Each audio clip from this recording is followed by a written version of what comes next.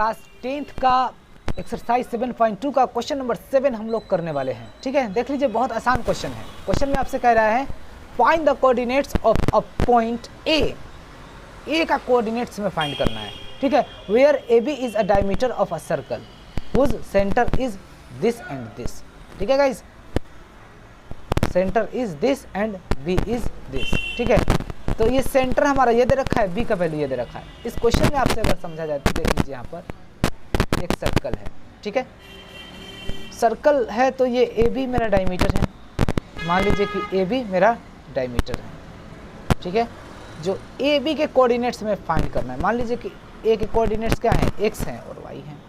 ठीक है, लेकिन हमारा सेंटर जो दे रखा है, मान लीजिए कि ये ओ है, तो ये सेंटर कितने दे रखे हैं, हमारे सेंटर के कोऑर्डिनेट्स दे रखे हैं, यानी कि 2 और -3। समझ में आ गया। और बी के कोऑर्डिनेट्स कितने हैं, 1 और 4। समझ में आ गया आपको। और हमें क्या फाइंड करना है, ए के कोऑर्डिनेट्स में फाइंड करना है। सिंपल सा क्वेश्चन है। तो लेट कैसे करेंगे हम लोग, देखते हैं हम लोग। लेट द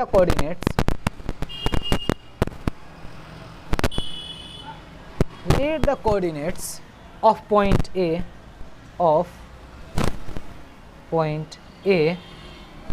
एक्स और वाई। ठीक है, समझ में आ गया आपको। O is the mid point, वो इज द क्या है, मिड पॉइंट ऑफ किसका भाई, तो ए बी का। समझ में आ गया। तो अब आपको तो पता ही होगा मिड पॉइंट का क्या फॉर्मूला होता है, बताइए। मिड पॉइंट का क्या फॉर्मूला होता है। मिड पॉइंट का फॉर्मूला, जैसे कि ये मिड पॉइंट है, इस मिड पॉइंट का फॉर्मूला क्या होगा, x1 प्लस x2 डिवाइड में 2, और फिर क्या होगा y1 प्लस में y2 डिवाइड में, ये फॉर्मूला होगा मिड पॉइंट का। समझ में आ गया आपको, यहाँ तक क्लियर। अब मिड पॉइंट कितना दे रखा है, 2 - 3। मिड पॉइंट तो यही है ना मेरा, सेंटर, तो 2 और -3। समझ में आ गया। तो x1 क्या है हमारा, तो x1 क्या होगा मेरा, बताइए। x1 होगा मेरा 2 और प्लस में 1। ठीक है, x1 क्या होगा मेरा, तो देख लीजिए, ये है मेरा x1 और ये है मेरा x2। तो x1 मेरा है क्या, तो x1 मेरा x है, प्लस में x2 क्या है हमारा, तो 1 डिवाइड में 2। फिर y1, तो y1 क्या है मेरा, y है, प्लस में y2 क्या है हमारा, तो 4 डिवाइड में 2। समझ में आ गया। ओके, यहाँ तक क्लियर, आपको समझ में आ गया बिल्कुल।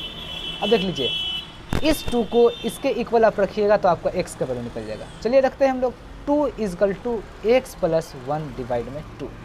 ठीक है, ठीक है, समझ में आ गया आपको। क्रॉस मल्टीप्लाई कर दीजिए, तो x प्लस, अब आप क्रॉस मल्टीप्लाई कर दीजिए, तो x प्लस 1 = 2 2 4, तो x = 4 - 1। ठीक है, तो x = क्या हो जाएगा, 3। x का वैल्यू क्या आ गया भाई, 3 आ गया। ठीक है, अब चलते हैं हम लोग, ये x का वैल्यू 3 आ गए। अब y निकालते हैं हम लोग।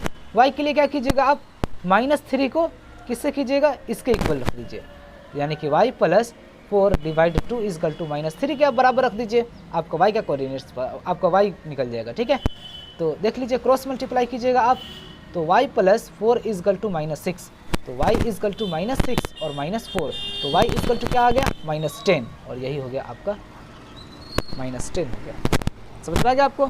ठीक है, तो कोऑर्डिनेट्स x और y की जगह हम क्या लिखेंगे, तो 3 और फिर -10, यहाँ पर 3 और -10, यही हमारा a का कोऑर्डिनेट्स होगा।